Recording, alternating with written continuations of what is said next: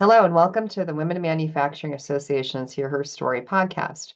My name is Allison Graylis, President and founder of the Women in Manufacturing Association. Joining me on the podcast today is a special guest, as he has been a longtime ally of women in manufacturing. Male ally Jeff White is partner and chair of the manufacturing law industry team at Robinson and Cole, and currently also sits on the Women in Manufacturing Association Board of Directors. On top of his allyship, Jeff is a leader within the manufacturing community and has been invited to speak at the White House, U.S. Department of Commerce events, and manufacturing industry events all across North America. We are very excited to feature his story today in advance of his presentation at Women in Manufacturing Association's inaugural Men as Allies conference next month.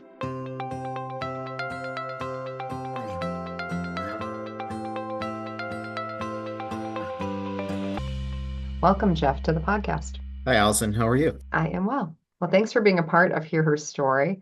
And I'm very excited to share your story with our listenership and our audience. So, again, thanks for being part of today's conversation.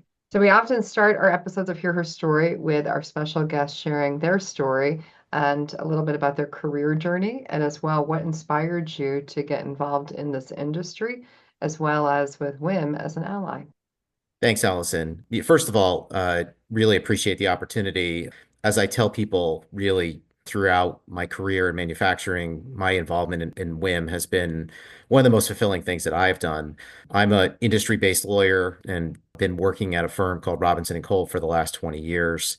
Our firm was founded in Hartford in 1845, so we have a lot of historic industrial clients. So when I came in as a lawyer, I was really looking for something that spoke to me both from my own life story, but also interest me from a legal perspective.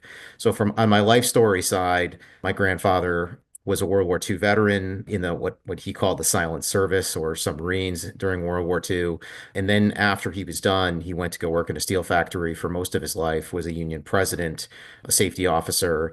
And so it was very influential to me throughout my career and throughout my early life to just see him go to work every day in a factory in a setting that was much different than the setting that I operate in office.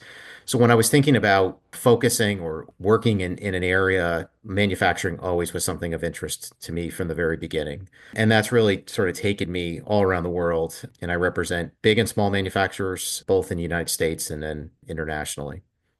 That's an interesting story, Jeff, and what a neat kind of start that this was first inspired by your grandfather's work and his connection to industry. So can you tell us a little bit about how did you first get introduced to WIM? I think it was through a manufacturing company, a small to mid-sized client of yours. Was that how you first got introduced to the organization?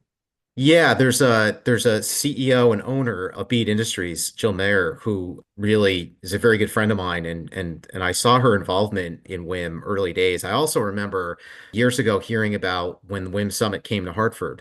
So it sort of was at least in the back of my mind, but I got to tell you, as a man, you initially think, well, that's really not an organization for me. And there was really one thing specifically that motivated me because I remember there was a call for applications for the board of directors. And I remember I took a lot of time filling it out because I wanted to make sure that, I guess the way I would say it is, people thought that I was in it for the right reasons.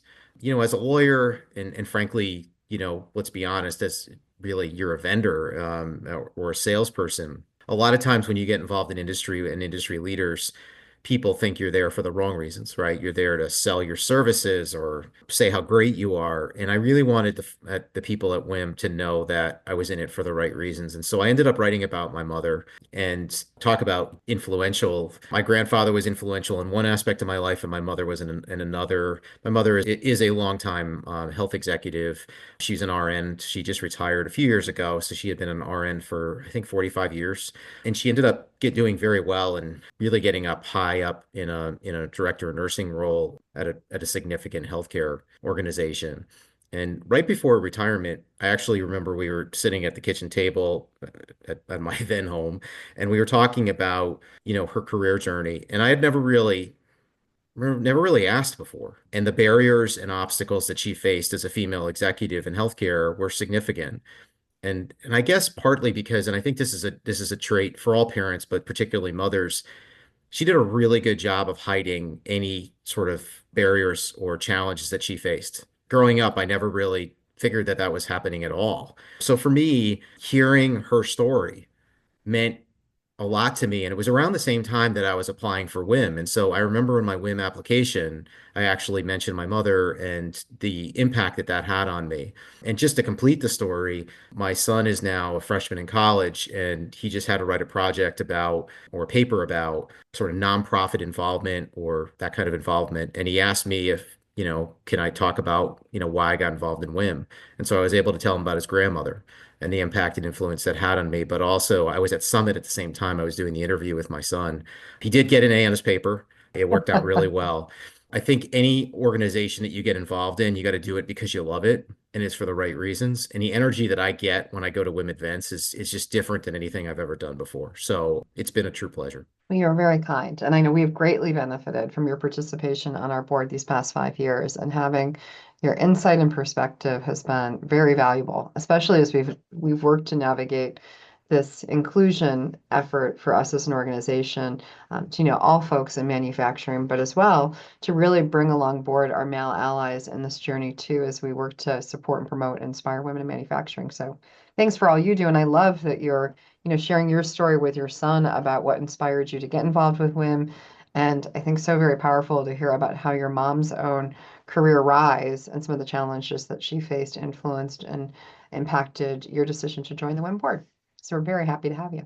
So as a leader in your field and industry, inclusivity in this effort for diversity, equity, inclusion has been a journey for all of us over the last decade plus and beyond. What steps have you taken personally to try to create a more inclusive environment in both your field and the manufacturing space? Yeah, I think it's really interesting to see how things have changed, but there's still so much more to do. I mean, so as lawyers and as a law firm, our clients have really led the way in essentially asking for their law firms, the accounting firms, to really step it up. Because generally speaking, the legal industry as a whole for many, many years was really dominated by white males. And I think that has fundamentally changed. And one of the things that I know our law firms are judged by is something called the Mansfield certification, which is really about not only promotion of diverse lawyers, but also opportunities for diverse lawyers to get to the next stage of their careers. And so our firm has really taken on a lead role in ensuring that we have an extremely diverse workforce. So as an example, most of my client relationships are supported by very large teams. When I look around the teams and I look around the people on those teams, it is a really good reflection of where we want to go, right? And just on the female side of things, several of my teams are all women and essentially me. And I think that I don't really look at it like, oh, well, I'm doing it because we're hitting some kind of goal or some kind of quota. I'm doing it because these are the very best people. And when I think about making a more inclusive environment, there's a couple things that always strike me, right? One is that I think you have to have good listening skills generally, have to understand where people are coming from, essentially why they became lawyers, why they became what when we're working with our clients, why are they in business? I generally find that any new relationship that I'm starting, or even when I have an existing client that's in the manufacturing space, say a family-owned company or even an international company, first things that I try to do is just ask, like, how's business going? What are you trying to do? What are your objectives? So I think those listening skills, ironic since we're on a podcast where I'm doing all the talking, but I try not to do all the talking. And I think that that's a really important piece for having an inclusive environment because if you don't know the people that you're working with, if you don't know what their objectives are or what their challenges are, how could you solve them? The second thing that I really try to do is a big word in my world is empathy, right? You have to understand some of the challenges that people are facing. In specifically with respect to WIM, I think the question that I always rise is what are the barriers, what are the challenges for women not only to get into the manufacturing workforce at the factory shop level, at the quality level, at the sales level, at the executive level? And then in addition to that, how do we meet those challenges? And I think that it's one thing to say, well, we just need more women. And I think, listen, there's a reality, there's a numerical reality. The reality is There are too many job openings, and women are certainly a huge part of filling the jobs crisis, I think, that we have in manufacturing. You know, these numbers about like by 2030, we're going to have millions of job openings in manufacturing. And so getting women to be engaged in the industry is really important. But we have to be realistic. There are barriers, childcare, transportation, job advancement. There's a lot of barriers that are put in place, and they're not only put in place for women, they're put in place for men too, and for really everyone. And so my job is if we're supporting manufacturing clients, which is generally what we're doing, we don't want to make the problem worse. So what are we trying to do? We're trying to lead by providing an extremely diverse team. We're trying to do listening to our clients at all stages to see, okay, how can we make things better? How can we make your work environment better so that you can attract more workers? And so that's kind of those are some of the things that I think about. I don't have a perfect answer. If I have a magic wand, we'd solve all these issues. But I think at the end of the day, the goal here is to try to advance things if we can all advance things just a little bit, I think things will get substantially better. I think that's great advice. I mean, number one, of course, listening is critical, and I think the empathy component is equally important.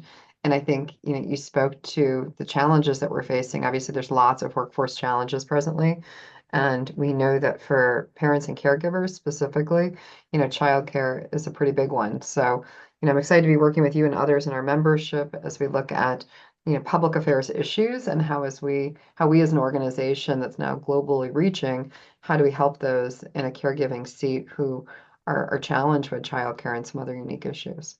Yeah, Allison, I'll just note here too is I think the business community as a whole and in manufacturers have realized that childcare, and this applies to both men and women, but trying to find ways to remove some of the barriers that do exist. I mean, you don't want people to have to decide between going to work at a job, 30 or 45 minutes or 50 minutes away and sacrificing their responsibilities that they have to their children.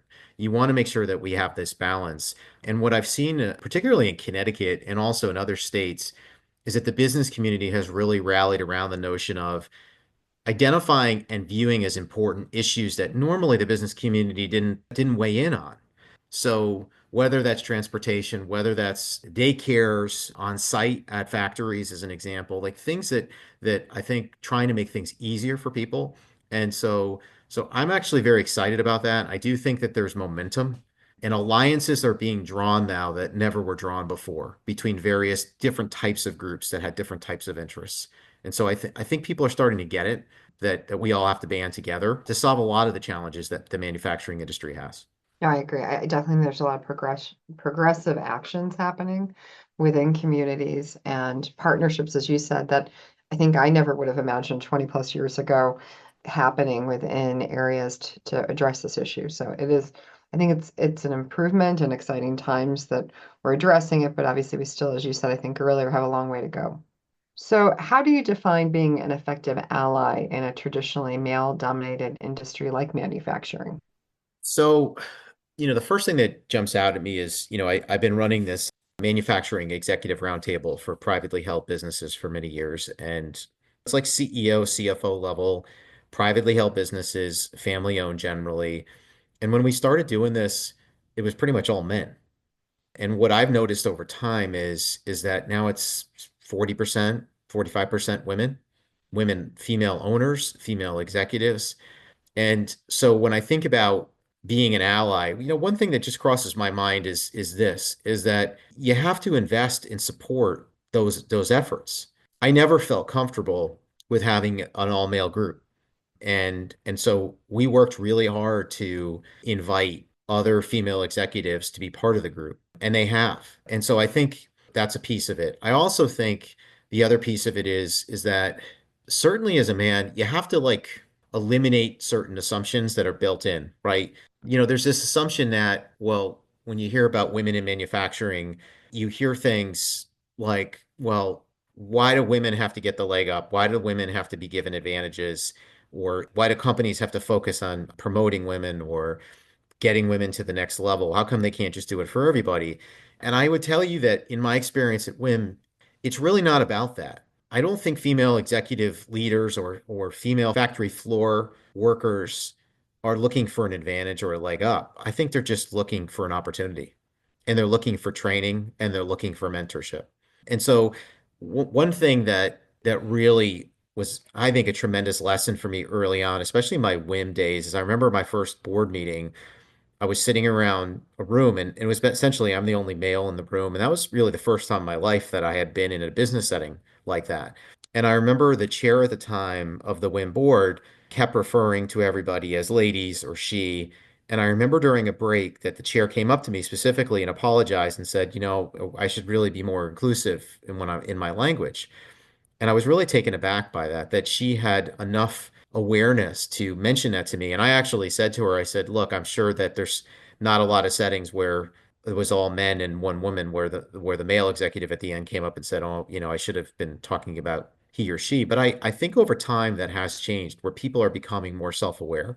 And so when I think about being an ally, I think about understanding that everybody is in this for trying to be successful, looking for opportunities, and that whether they're a man or a woman is immaterial in the sense of if they're trying to do things well and they're a good person, our job as allies is to try to get them to the next step and to try to help them achieve their goals, whatever they are.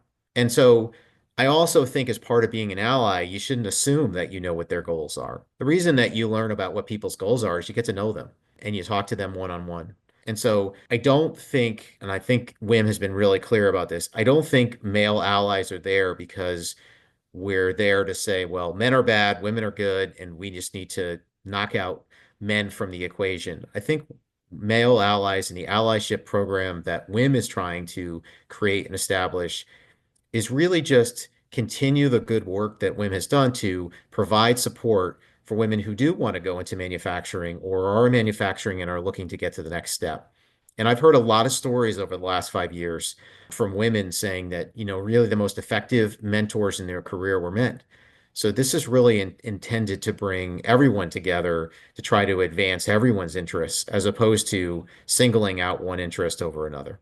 Yeah, I think powerfully stated. I think the goal here is for us to bring folks together, to have partnership as we try to help support the advancement and retention of women in industry. And, I love you sharing your personal experience as a new board member at the time with the Women Association Board. I think we've heard that from many of our male participants at both our annual summit and men who have served on our board of directors for association and foundation that it's a very unique experience when you sit down for a first board meeting in an all-female boardroom and you are the only and the person who isn't of the same cloth of those around the table. And so I think it's been very enlightening for our male people who are participating at the chapter national level to kind of see firsthand what the experience is like in manufacturing when you aren't in the majority of you aren't like the majority of the people filling those seats. So we're really excited and happy to launch this allyship program again with no type of intention, as you stated, that we're not shaming, we're not saying that anything is being done incorrectly or that we know it better. It's just alternatively talking about, what have been effective things that have happened for both leaders individually and for their companies as they've worked to better support and advance women in industry. And as you stated, not with giving special privilege or opportunity to women just because of gender, but alternatively just giving and presenting, generally the opportunities that exist within manufacturing to all. So as you've witnessed allyship firsthand within the course of your career and these attempts that we're making to close the gender gap, what have you seen in terms of the positive impact or the return on investment for companies that have embraced allyship and worked very closely and passionately in this area? So one of the things that strikes me is, and this has been an issue in manufacturing for many years, issue of succession planning. So, and you see this a lot, whether it's a publicly traded company or a privately held company, you see this issue of like, what's the next generation? Who are the next grouping of leaders? This issue, I would say, when I first started, was an extremely important issue amongst the privately held businesses. You would have a founder, usually, a male founder of a business. Company would start small, grow over time, and then when that person was ready for retirement, there was a crisis. And the crisis really was related to usually it was a father and sons kind of thing, right? if the father had a son or the male executive had a son that was willing to take over, then the business continued. If he did not, or that son was really not appropriate for the business or qualified, or maybe was interested in doing something else, then we had an immediate crisis.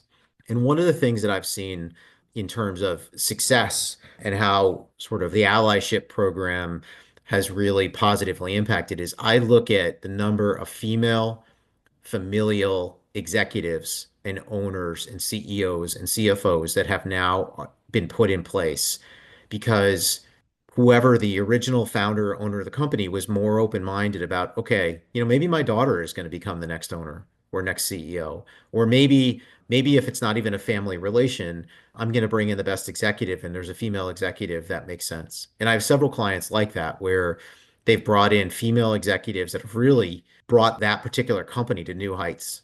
Now, could it have been brought to new heights by a male? I'm sure, maybe. But remember, you need to have a match at the right time. When you're looking for an executive, there has to be one there. And I also see that throughout, not only at the executive level, but the non-executive level as well. So these succession issues that we have, I think in a lot of ways have been aided by opening up the pool of candidates and not just saying, well, look, if there's another male candidate that can replace, great, but if we don't find one, then well, we're in crisis. So I think that succession planning has certainly positively impacted manufacturers. One other thing that strikes me about this too is I think that by having more women in business, women in manufacturing, there's a powerful visual for that.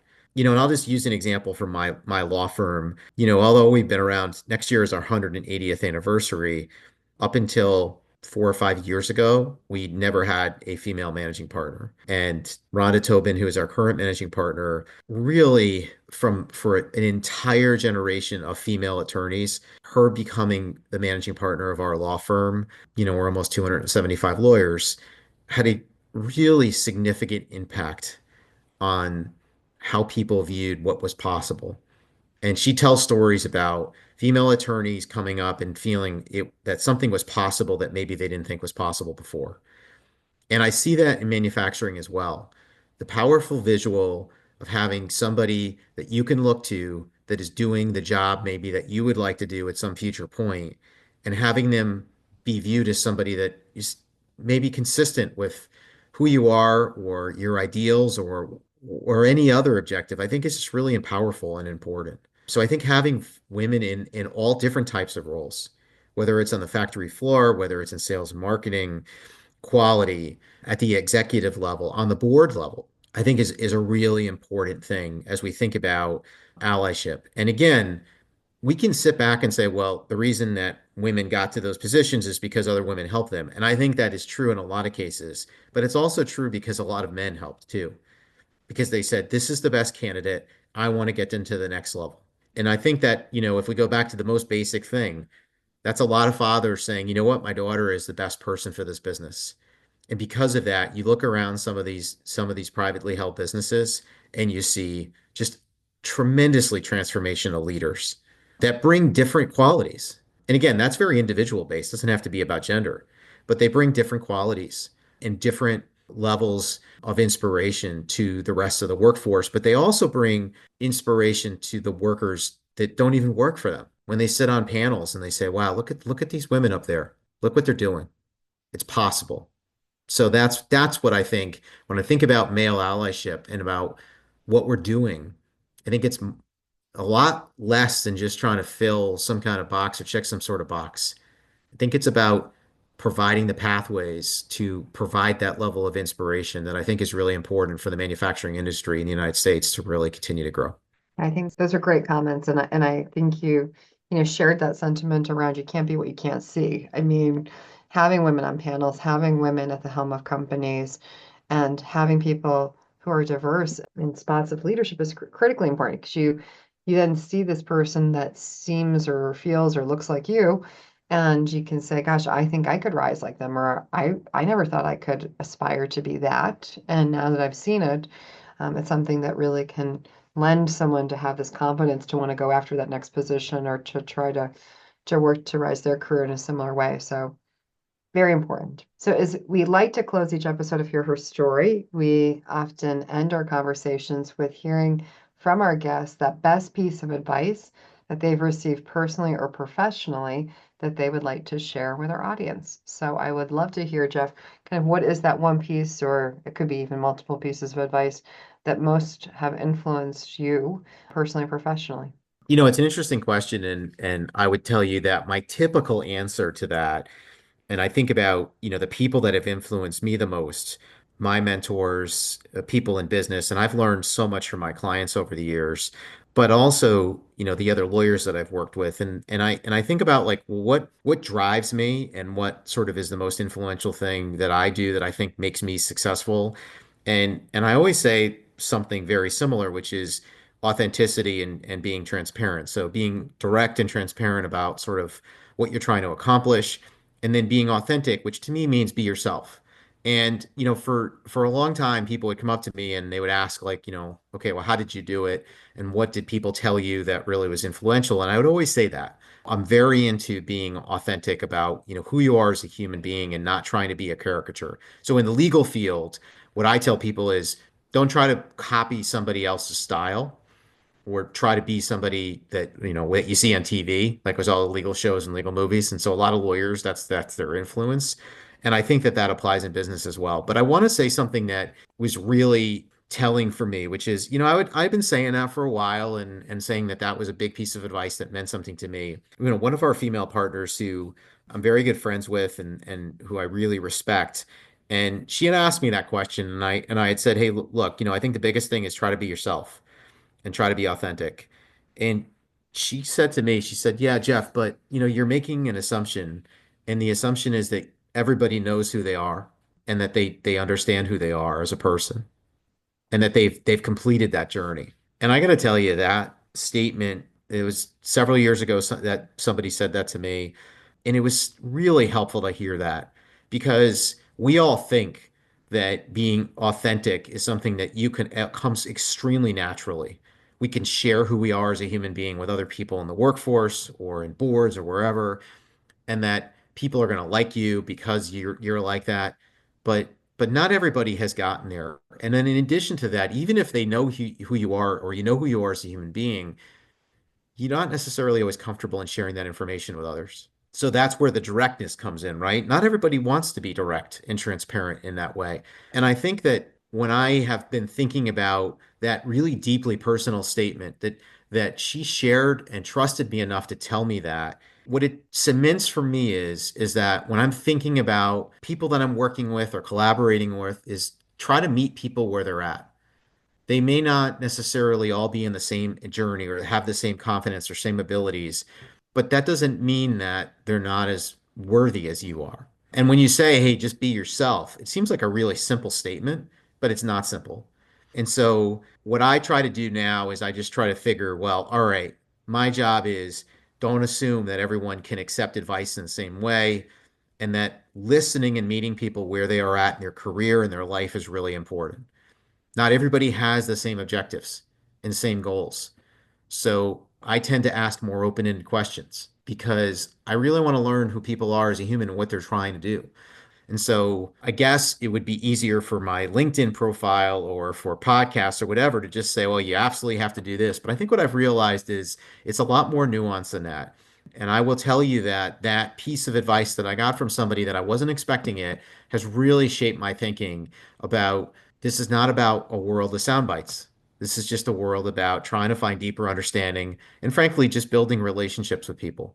So that's my advice, Allison. Well, I love the advice, and I think that the sentiment is very powerful about meeting people where they're at, being authentic, and not just focusing on what sounds like it's a catchy soundbite, as you said, but something that people can really reflect on and take action with in their own personal life. And it's been such a pleasure having you as a guest on Hear Her Story, Jeff. It is always so wonderful to talk to you.